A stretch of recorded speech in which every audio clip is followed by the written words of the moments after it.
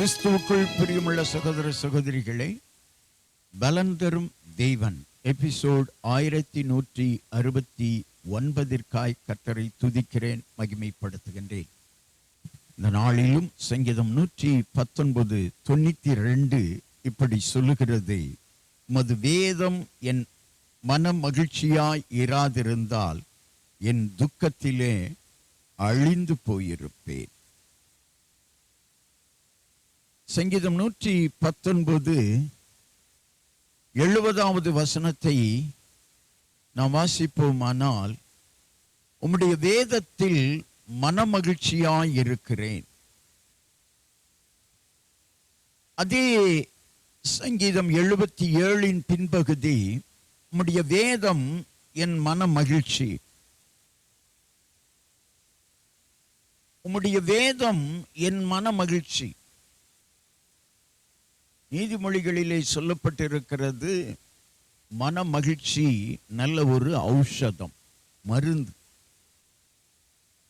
உடலில் இன்றைக்கு எத்தனையோ வியாதிகள், வேதனைகள் வருகிறது. மனிதன் வேதனைகளிலிருந்து, வியாதிகளிலிருந்து விடுபட முடியாமல் தவித்துக் கொண்டிருக்கிறான். வியாதி வந்தவுடனே துக்கம் அவனை ஆட்கொண்டு விடுகிறது, குடும்பத்தாரை துக்கம் ஆட்கொண்டு விடுகிறது. எனவேதான் அவன் மன மகிழ்ச்சியாக மாறுவதற்கு ஒருவேளை உலக பிரகாரமாக மருந்துகள் எடுக்கலாம்.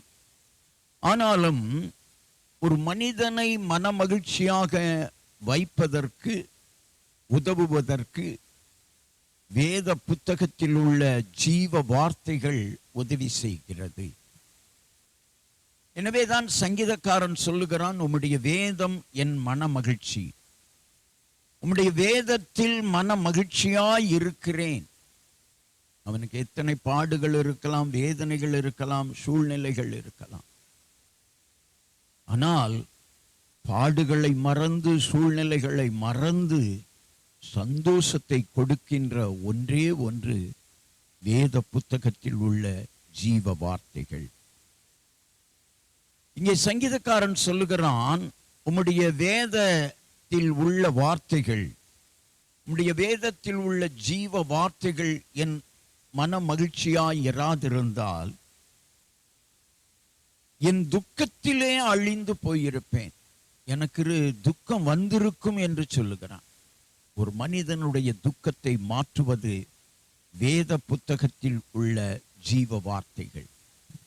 இன்றைக்கும் இந்த செய்தியை கேட்டுக்கொண்டிருக்கிற என் அன்பு சகோதரனே, சகோதரியே, உன் துக்கத்தை சந்தோஷமாக மாற்ற வேத புத்தகத்தில் உள்ள ஜீவ வார்த்தைகளை கற்றுக்கொண்டு கைக்கொள்.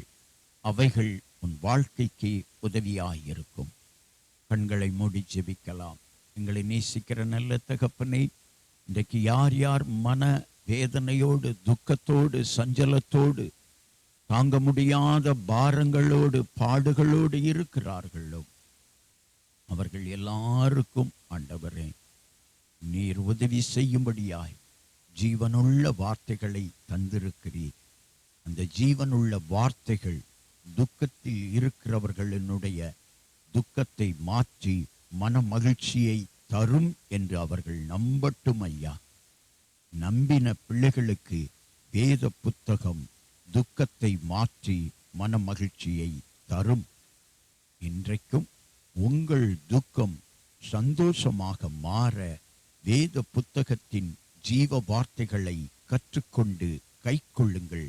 அவைகள் உங்கள் வாழ்வின் துக்கத்தை மாற்றி மன மகிழ்ச்சியை உங்களுக்கு தரும். இயேசு கிறிஸ்துவின் நாமத்தில் ஜெபிக்கிறேன் பிதாவே. ஆமென், ஆமென்.